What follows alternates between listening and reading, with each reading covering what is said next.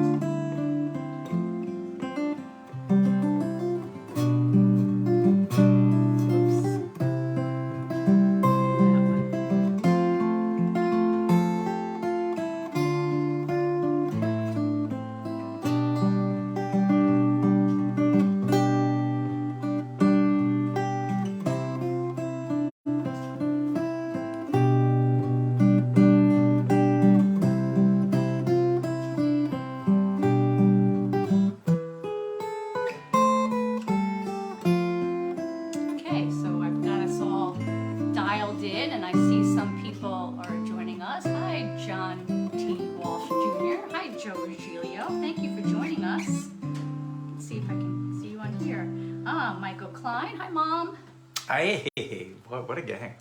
Stephen Ross too, and Stephen Blaze. Ross. Wow. I was listening to Joe Giglio today, and he did a really nice tribute to his friends, and I think that's a great thing when you're a musician and people are willing to listen to you. That's a lucky thing. So I think sometimes we feel very fortunate that you folks tune in every week, and so we've got some interesting stuff for you this week. I have a poem from The Lord of the Rings, which I'm really looking forward to reading because it's just such a beautiful thing. And we're going to start out with Emily. This is for you, Mom. This is for you, Mom. Let's see if I can remember how it goes. I think you will. You think so? Mm-hmm.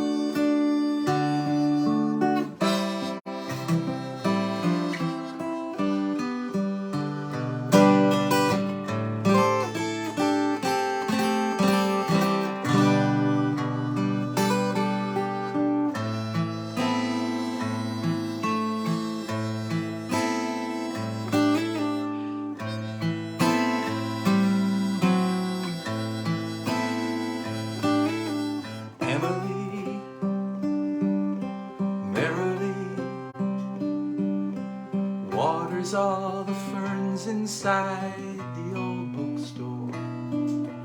Emily, 1, 2, 3, dusts the books and sweeps across the oaken floor. There's nothing more. She grins at Mrs. Riley and she's out the door. Mrs. Riley watches till she's gone.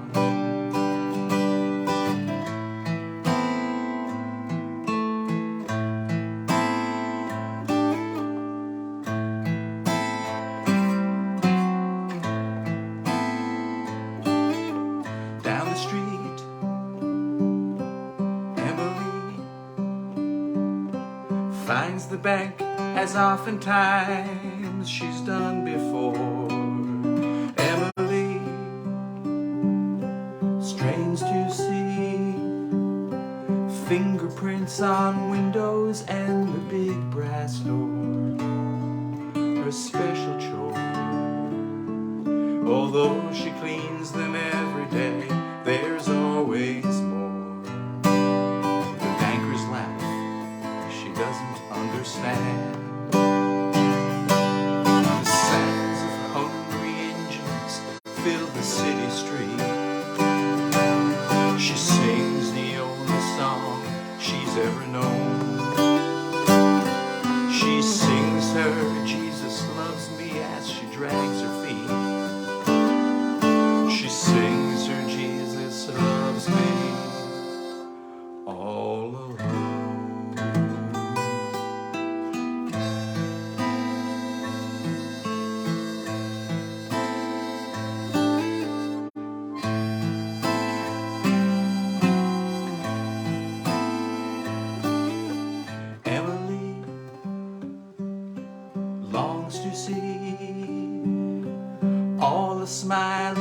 shopkeepers that once she knew.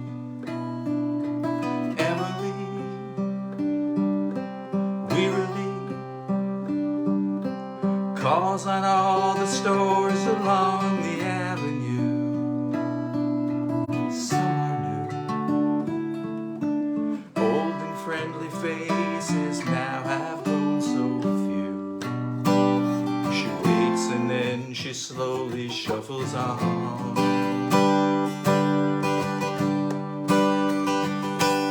The sound of hungry engines fills the city street. She sings the only song she's ever known. She sings her Jesus loves me as she drags her feet. She sings her Jesus loves me all alone.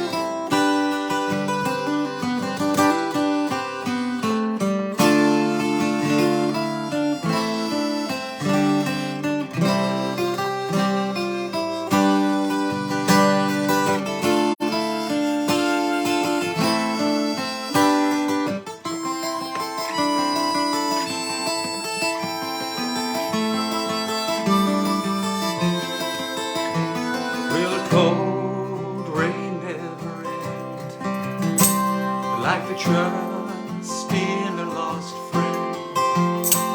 Will a song about promises kept ever ring through a hall?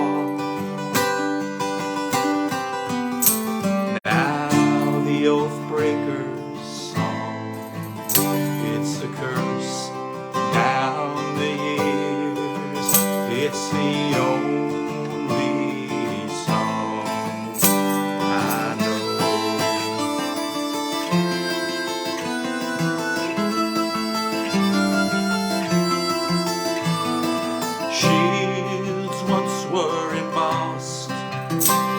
with the hammer and the cross. When the lands grew fat and the summers ever were fair,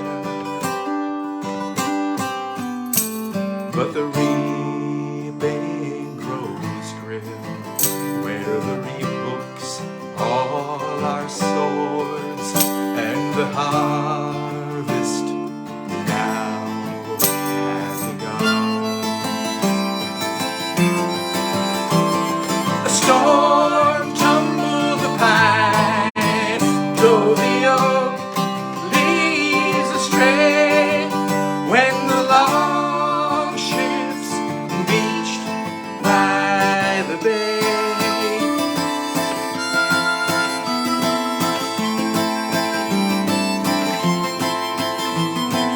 burned then was the hall,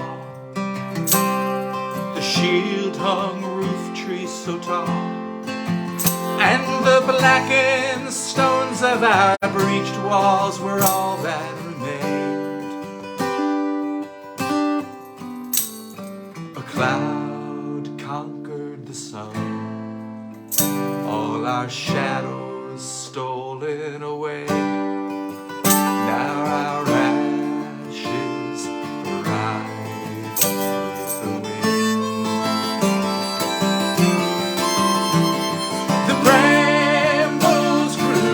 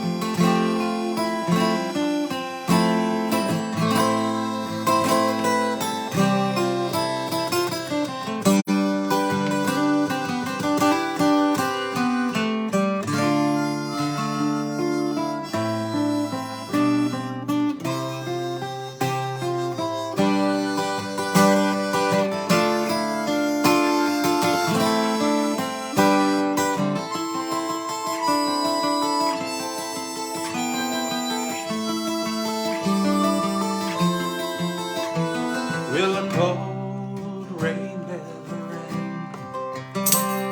Like the trust in a lost friend. Will the song about promises kept ever ring through the hall? Now the oath breaker's song, it's a curse down the years. It's the only song I know. The storm tumbled the pine, drove the oak leaves astray. When the long ships beached by the bay.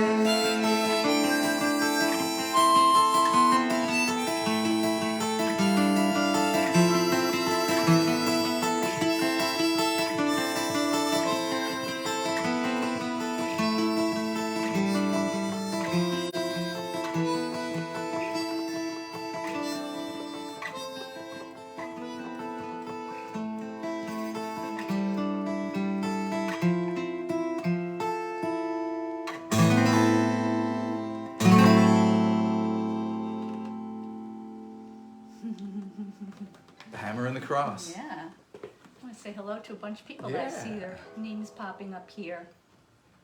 Since we last ago, Ruthie. Hi, Ruthie. Hi, Finn. Hi, Ruthie. Happy Sunday. Hi, Diane Moore. Aunt Marilyn, Uncle Joe. How you guys doing?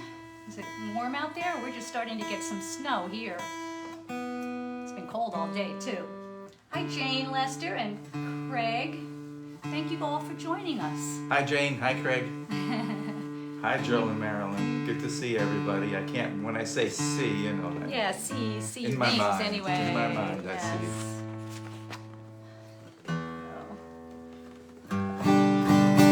Okay. Oh, hi, Sal. Hi, Sal. Is also Sal Michio. is also watching. Okay. Oh, I know what we're doing. This next song is a kind of special song for me. When I was a teenager, one of my favorite bands in terms of the rock realm, you know, a guitar bands. You know, my favorite guitar band was the Byrds, because you know well, for a lot of reasons. You know, I was really beginning to like folk rock, and I just loved the jangly way the Byrds sounded. It was really fabulous. And when I wrote the song, I didn't think about David Crosby at all. I think when I wrote the song, I thought I was thinking about McGuinn, because when I opened up for the Byrds, Crosby was not in the band then, so maybe it wasn't on my mind. And yet I go back and I look at the song, and I see that a lot of the imagery, especially in the chorus, are images and symbols that are stock symbols that are almost emblems in romantic poetry of between 1800 and 1820. The moon represents the imagination, and of course today romance, but the imagination the Romantics saw as that part of the brain that could expand to fully understand the oneness of the universe. And I think to myself, well, which one of the Byrds would have been thinking about this kind of stuff? The wind is a symbol for inspiration, and the brain also has, in addition to the imagination and romance, also has a part that's really just given to reason. So they saw the brain as being divided up in components, and they had this very romantic view of the universe. And this is, English Romantic poets, they almost sound like Buddhists. And when I listen to some of David Crosby's lyrics, especially this week, people have been talking about Crosby, there's a quality about his lyrics that's very different from the people around him. So I just wanted to say that, and say that I really love the Byrds. And another thing I loved about the Byrds were the high vocal, and the high vocal was David Crosby, and he had such a fine voice. Okay. So this is called On a Summertide, and I guess it's kind of, I think I opened up for the Byrds when I was 19 years old, so it's kind of a nostalgia. That's only a few years ago, right? Yeah. That's right, quite a few. It was quite quite a few. Okay, it's called On a Summertide. Are you ready, Cheryl? I suppose I am. Okay. On a summertide, we were riding on the wind. We sang songs of earth and power that would set the world to spin. On a summertide, we were carried by our light. We were proof against the darkness. We were fire in the night. On a summertide, there were voices in a stream, inspirations in a breeze. There was meaning to our dreams. There was whispering in the trees, reason in the sun, imagination and the moon. And if time was on the run, we'd run faster, breaking through. On a summertide, we spun freedom into form. We wove hearts and minds together in a rising summer storm. On a summertide, we swayed softly in the breeze, choosing sounds and words of kindness. We would gently rock the trees. On a summertide, there were voices in a stream, inspirations in a breeze. There was meaning to our dreams. There was whispering in the trees, reason in the sun, imagination in the moon. And if time was on the run, we'd run faster, breaking through.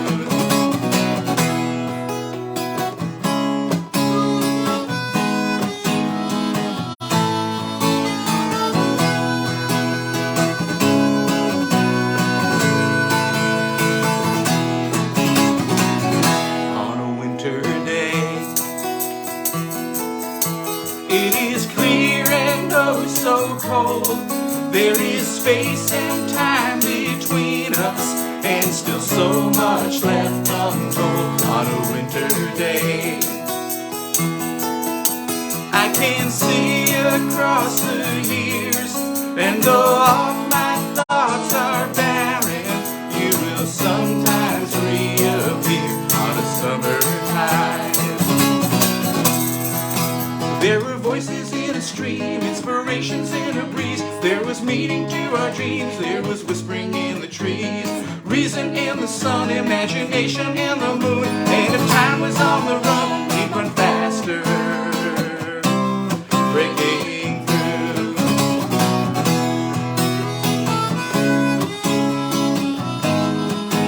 We were proof against the darkness. We were fire in the night. On a summertide,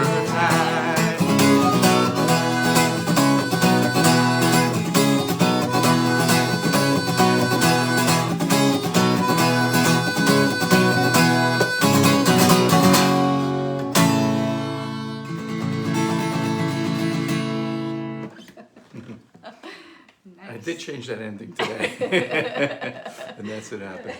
Okay, yeah, Summertide. The next couple songs I put together because they belong together. We're going to be reading after these next two songs. I'm going to be reading a poem from the Lord of the Rings, and the first song I'm going to play for you is called An Evensong of Upmeads, and that's not actually the title of it. There is no title to it. It's a poem that appears as a way song, the same way that poems appear in the Lord of the Rings. They're on a journey somewhere, and we'll see that. Aragorn and the hobbits are on Weathertop Mountain. They're journeying to visit Elrond, and along the way, they stop and they rest, and there's a song, there's a story, there's something like that happens. So the first one is an Evensong, and it's a story, and it's not from Tolkien. It's from W.Morris, and the reason why I'm emphasizing this comparison is because it appears to me that W.Morris invented the fantasy novel. He wrote heroic novels about heroic adventures, and then he took the crucial step, and that is he started inventing imaginary names of places, and places that only exist in the fantasy of his novel, and invented a whole new genre without even knowing it. He called them romances. The word fantasy was not in use. Okay, so this is from that, and it's very similar to Tolkien in the sense that, you know, here we have Morris almost, let me see, Lord of the Rings, I think that was probably published, I think in 54 or so, but in 1892, William Morris was already embarking on the fantasy novel.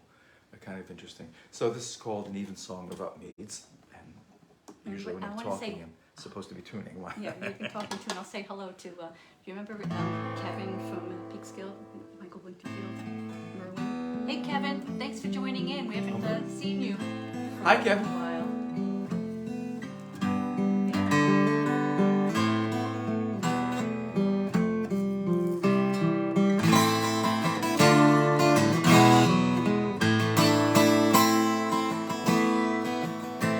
Art thou man, art thou maid, through the long grass growing, the short shirt thou bearest, and no beard I see, and the last wind ere moonrise about thee is blowing. Wouldst thou meet with thy maiden, or look'st thou for me? Bright shineth the moon now, I see thy gown longer, down by the hazels Joan meeteth her lad. But hard is thy palm, lass, scarcely were stronger. What scrip and thine hand kiss that maketh me glad? And now as the candles shine on us and over, full shapely thy feet are, but brown on the floor, as the barefooted mowers amidst of the clover, when the goat's note is broken and mid-June is o'er. And will I follow thee to the earth waneth away? Yes, I will follow thee. Oh, hard are my hand palms, because on the ridges I carried the reap hook and smote for thy sake. And in the hot noontide I swept off the midges, as thou slepst neath the linden, or loath to awake.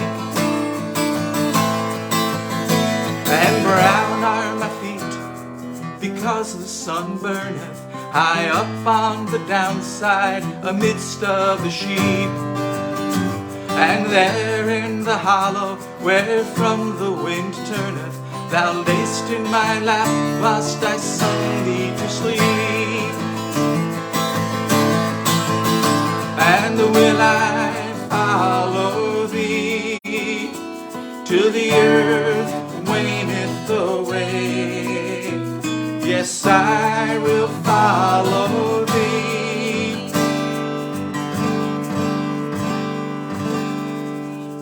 Oh, friend of the earth, come nigher and nigher.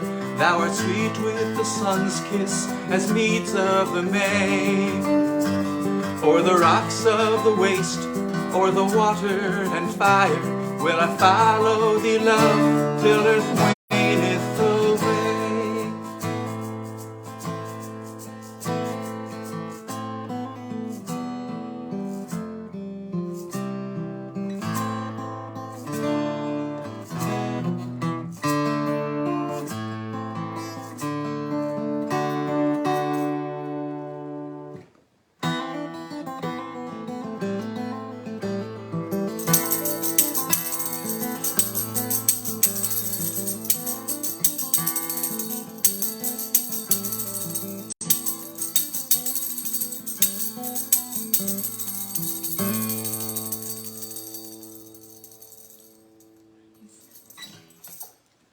Okay. See, Eddie has joined us. That was, hey Eddie, how are you? So that was called An Evensong of Upmeads. The lyrics were written by William Morris, and I supplied a very Renaissance imitation-like melody for it. This next one is written by a friend of mine. He became a really good friend of mine when I was a teenager, And he managed a folklore center in New York. So I went into New York, and he turned me on to some coffee houses. And, I played the Village Gaslight, and, I'm trying to think the other one, The Bitter End, and later on played a bunch of dates at Kenny's Castaways. And then The Lone Star. So Pete wrote the music. Pete wrote the music for this, yeah. Lyrics are. And the lyrics were written by Tolkien, and this is from the Tolkien reader. Oh, and I need capo. Capo would be good. Joey, you had a conversation about capos today. I'm with you 100%. The only reason I ever use a capo is because I absolutely need it for the open strings. And I always like to when I talk to young songwriters, I also like to say, if you don't like the key your brand new song is in, don't just reach for the capo. Try transposing it first, because when you transpose chords, the notes are in a different order, different inversions, and that can make a song sound really different, and it gives you more choices. If you want, go back to the dumb capo in the meantime. So this is called Shadowbride. It's a ghost story.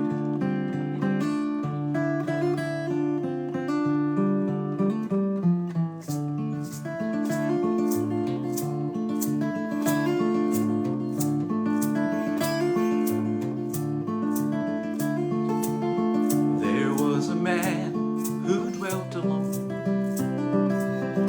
His days and nights went past. He sat as still as carved in stone, and yet no shadow cast. The White House perched upon his head, beneath the winter's moon. Wiped their beaks and thought him dead, beneath the stars of June. There came a lady clad in gray, all in the twilight shining. One moment she would stand and stay, her hair with flowers entwining. He woke as had he sprung from stone, and broke the spell that bound him. Clasped her fast, both flesh and bone, and wrapped her shadow round him.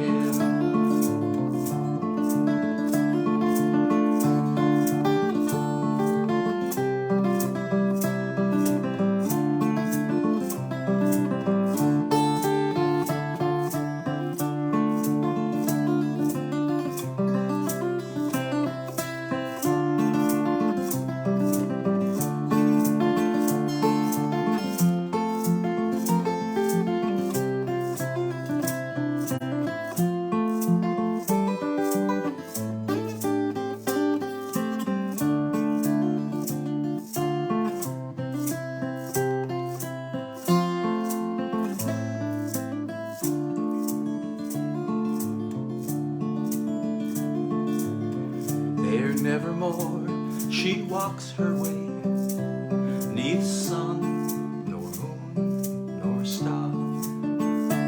She dwells below, where neither days nor any nights there are. But once a year, when caverns yawn and hidden things away, they dance together then till dawn, and a single shadow make.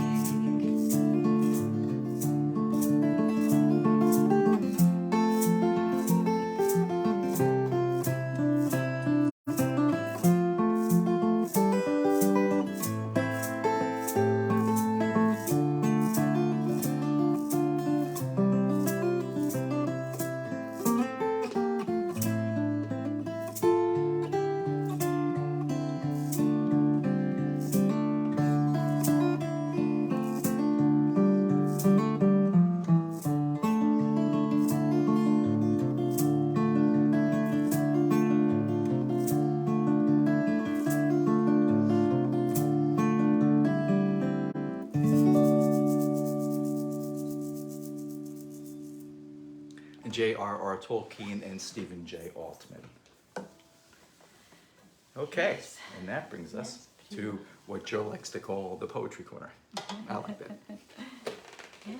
So I'm going to put this guitar down because I'm going to wind up grabbing another one anyway. And since you mentioned Joe, let's talk about his show. Kurt's mentioned Joe's show this afternoon a couple of times, but Joe Giglio does a great performance on Sunday afternoons at 2 o'clock live on Facebook. So check out his show. And Joe, feel free to put a link to that in the comments.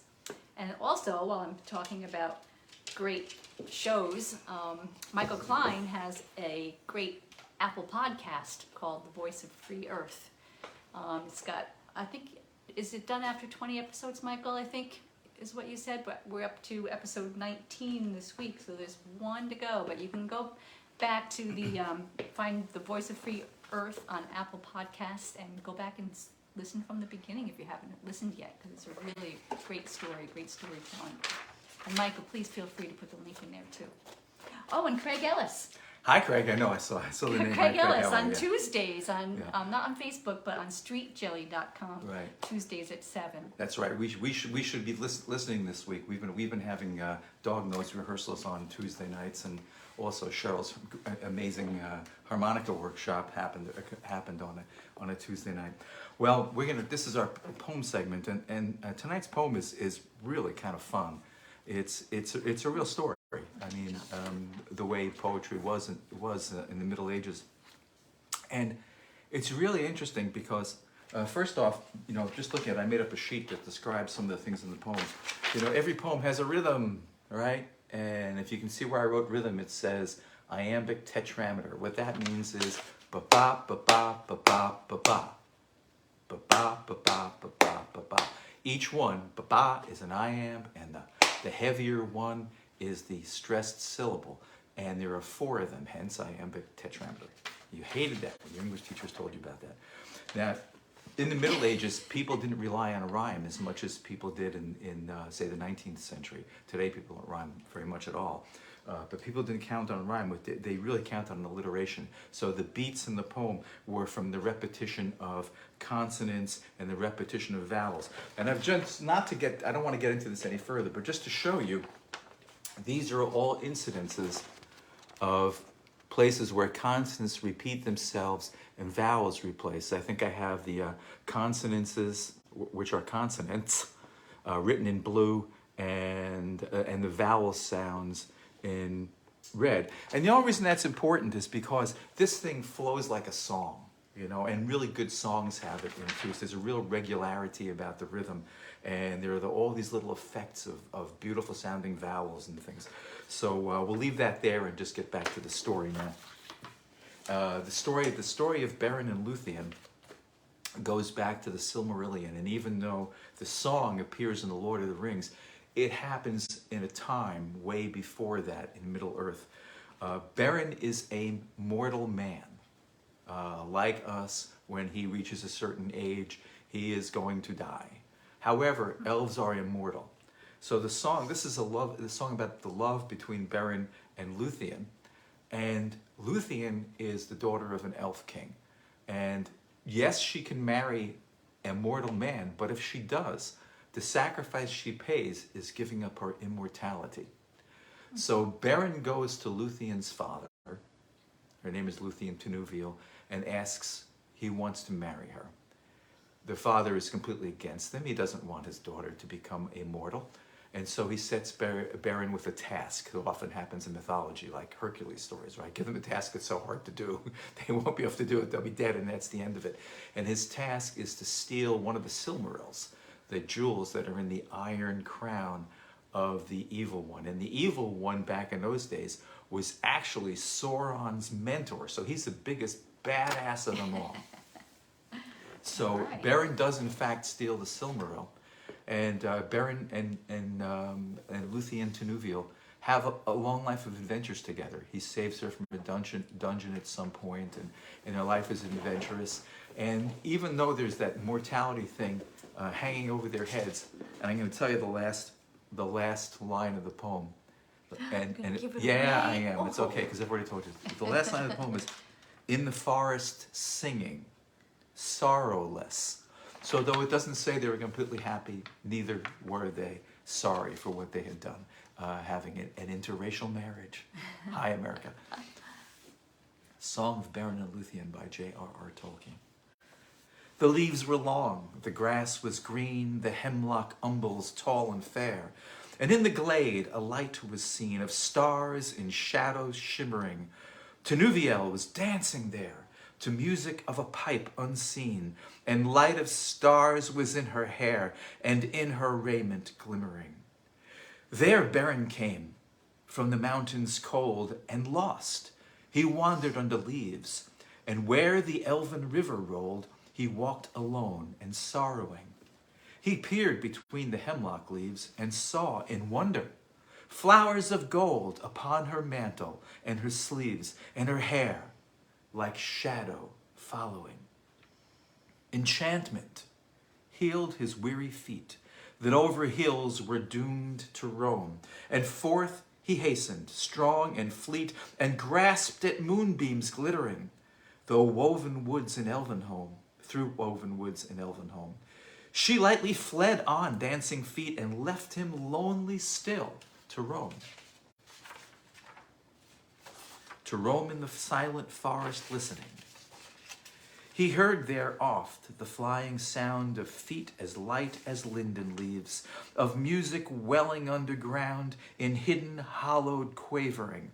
Now withered lay the hemlock sheaves, and one by one with sighing sound, whispering fell the beechen leaves in the wintry woodland wavering. He sought her ever, wandering far, where leaves of years were thickly strewn by light of moon and ray of star. In frosty heavens shivering, her mantle glinted in the moon, and on a hilltop high and far she danced, and at her feet was strewn a mist of silver quivering. When winter passed, she came again, and her song released the sudden spring like rising lark, and falling rain and melting water bubbling. He saw the elven flowers spring about her feet, and healed again. He longed by her to dance and sing upon the grass, untroubling. Again she fled, but swift he came. Tinuviel, he called her by the elvish name, and there she halted, listening. One moment stood she, and a spell his voice laid on her. Beren came, and doom fell on Tinuviel, that in his arms lay glistening. As Beren looked into her eyes, within the shadows of her hair, the trembling starlight of the skies, he saw there mirrored, shimmering, Tinuviel, the elven fair, immortal maiden of elven wise. About him cast her shadowy hair, and arms like silver glimmering. Long was the way that fate them bore, o'er stony mountains cold and gray, through halls of iron and darkling door, and woods of nightshade morrowless. The sundering seas between them lay, and yet at last they met once more, and long ago they passed away in the forest, singing sorrowless. The Song of Beren and Luthien Tinuviel. Okay, let's get some electric guitar going here. All right. Yeah, so let's see, what else can I talk about while you go fetch your guitar? Our website, kurthenry.com or dognoseband.com, as dog Knows, and we have CDs there for sale. The good news about that is if you purchase a CD from our website, we match the price and we send that money off to a local food pantry. And I can say, I see Marilyn Barton is watching. Hi, Marilyn. And let's see, what else can I talk about? Oh, he's over there doing something, tuning, I guess. The dogs have left the performance. And oh no, Kona's here. She's not on her bed though. Brynhild decided to boycott the show. She was here earlier. She left. But hurry back, I'm running out of things to talk about. We certainly appreciate everybody joining us, and thanks for dropping us a line so we know you're there. We'll get back to your responses later once we have time to sit down and relax. Okay. All right. Oh, I think I didn't get myself ready in all of this. Yeah. Oops. Okay, now I have what I need. Okay.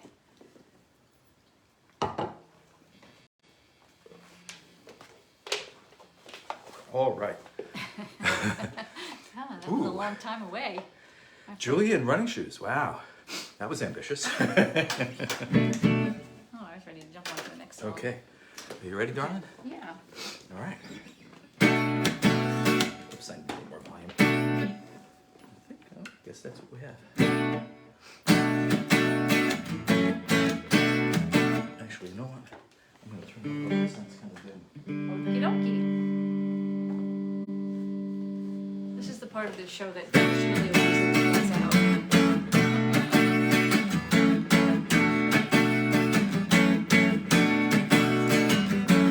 It's just as easy as 4, 5, and 6 when you are playing each sexy love trick. You're taking pleasure as I run faster. I slip and falter, sweet soft disaster.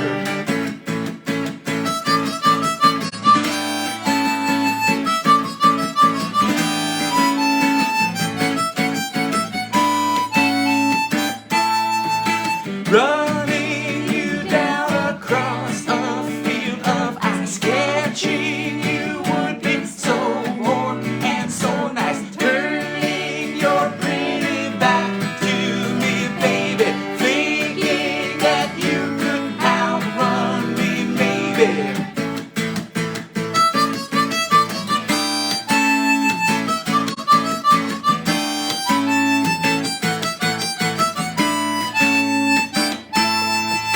One, 2, 3, 4, 5, catch a fish in love. 5, 4, 3, 2, 1. Look out, here I come. You're counting on me. I've got your number, acting like you're free. Both of us runners.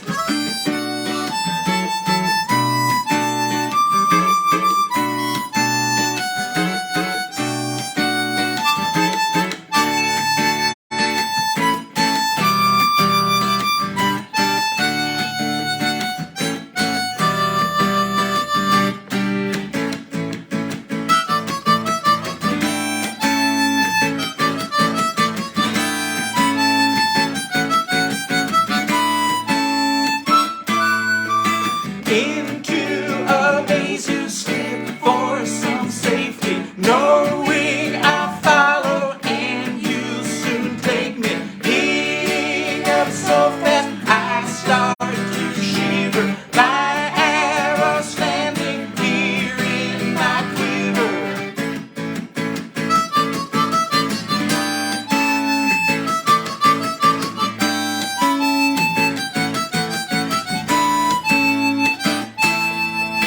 One, 2, 3, 4, 5, catch a fish in love. 5, 4, 3, 2, 1. Look out, here I come. You're counting on me. I've got your number, acting like you're free. Both of us runners.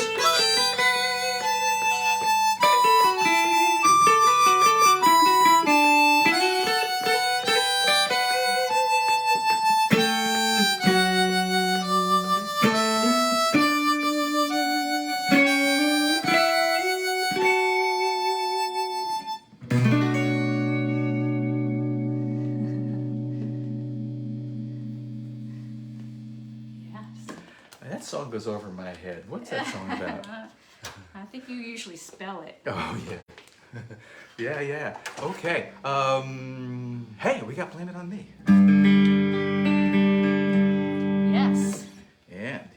sounds good to me. Are we ready? Uh-huh. Now I see what happened here. Okay, so now do you have to turn your... No. Oh, okay.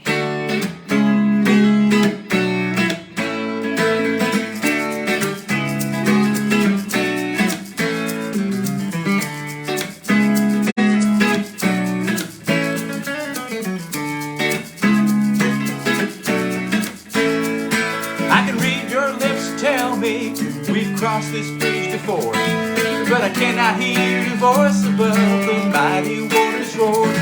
We've walked this road for far too many dusty summer days, and though I hate to say it, babe, I must be on my way. And I'm going all alone, I will make it on my own. I got nothing to atone for, and there's nothing more to say. I'm sorry, but it's true that I must be leaving you. You're gonna find someone to follow in another brighter day. And what can you say? You're too hurt to see. Who can you blame? Blame it on me. It's not the way you gave your love makes me wanna go, and it's not the way you look at things or what you didn't know. It's a point of view I haven't found. It's a sign I barely read. It's a smile on the horizon that I've just begun to see. And I'm going all alone, I will make it on my own. I got nothing to atone for, and there's nothing more to say. I'm sorry, but it's true that I must be leaving you. You're gonna find someone to follow in another brighter day. What can you say? You just can't see. Who can you blame? Blame it on me.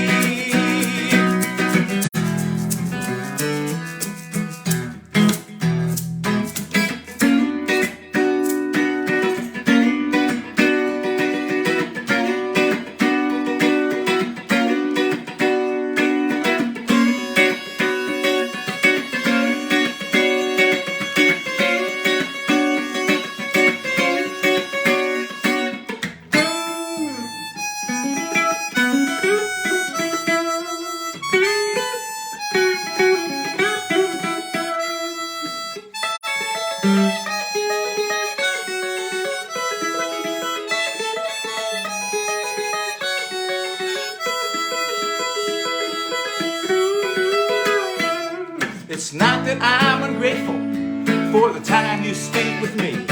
I'm gonna miss you in the days and in the cold nights in between. And someday I'll come back to you, yeah, if you love me then. Just place a guard around your heart, I'm gonna break it once again. And I'm going all alone, I will make it on my own. I got nothing to atone for, and there's nothing more to say. I'm sorry, but it's true that I must be leaving you. You're gonna find someone to follow in another brighter day. And what can you say? You just can't see. Who can you blame? Blame it on me.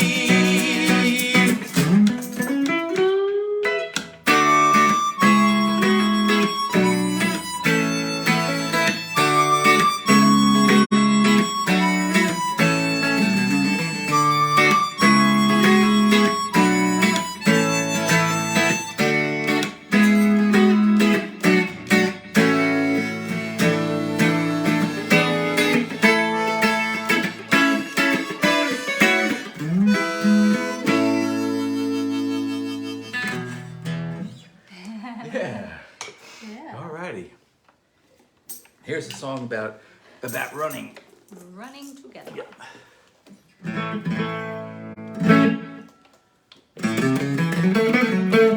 I believed in you when I was still lonely.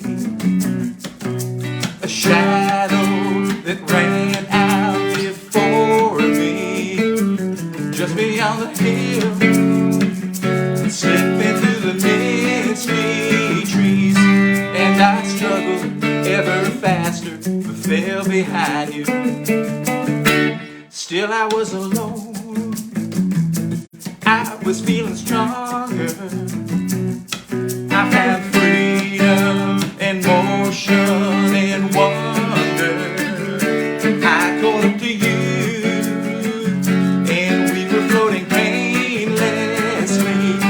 just like angels on that morning without end.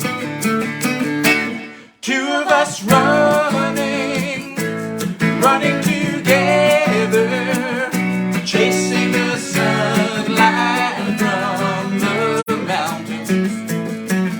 The night comes from the east, soon you hear us singing, shaking the night fears from our shoulders.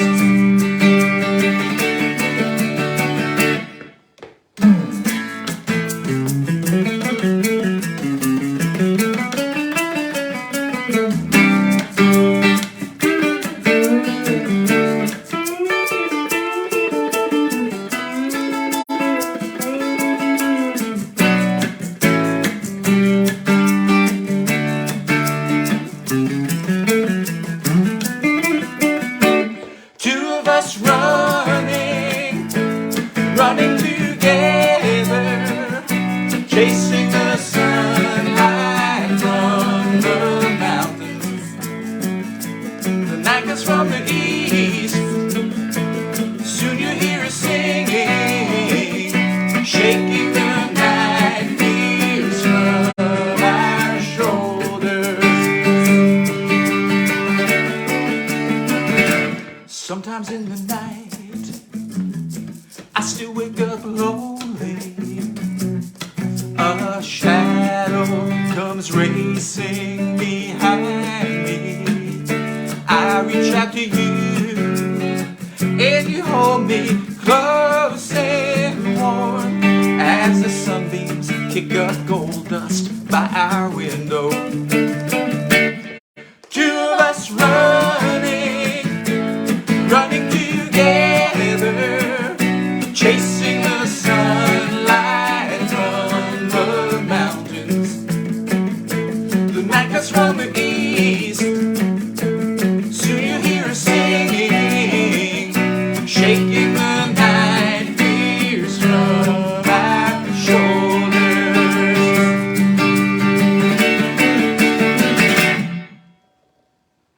And it's over. It's over.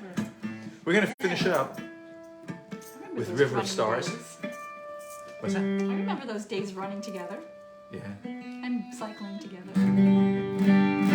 I hear they're coming back soon. I hope so. Yeah, me too.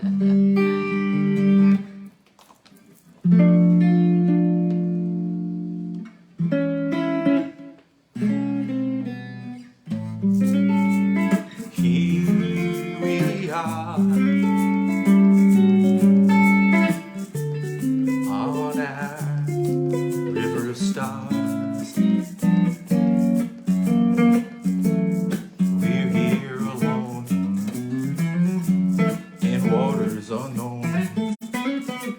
Baby, turn off your phone. You've got no one to talk to.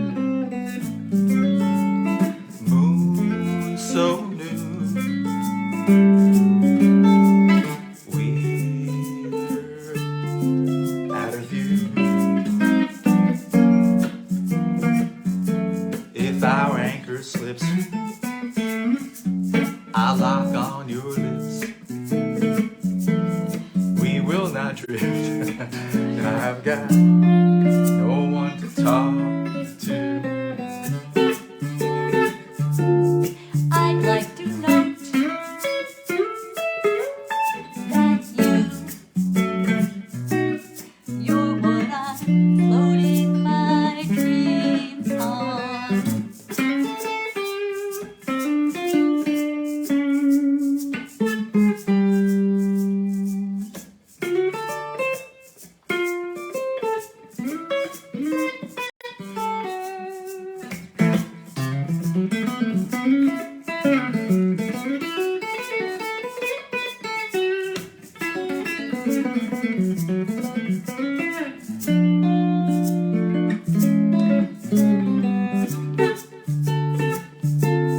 I'd like to note that you're what I'm floating my dreams on.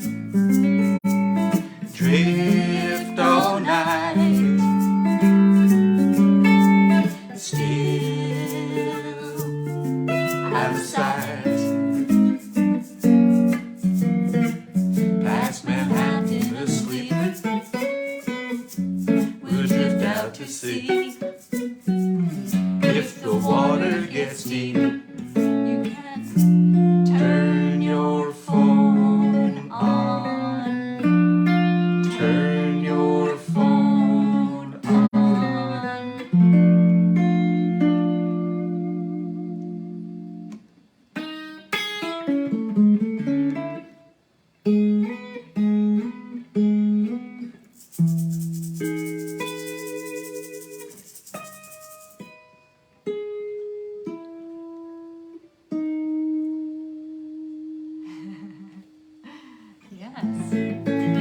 Thank you so much for joining us.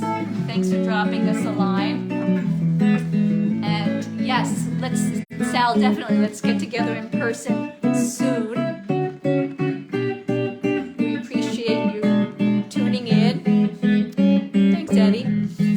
And I also want to say, go check out Kurt Henry's YouTube channel. It's youtube.com/KurtHenry, and subscribe. We have our previous shows archived there. Hey Ruthie, thank you again for joining us, you and Finn. We really are truly grateful to our friends.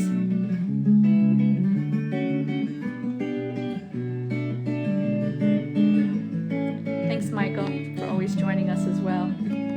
Hey, John T. Walsh Jr., thanks for sharing. Good night.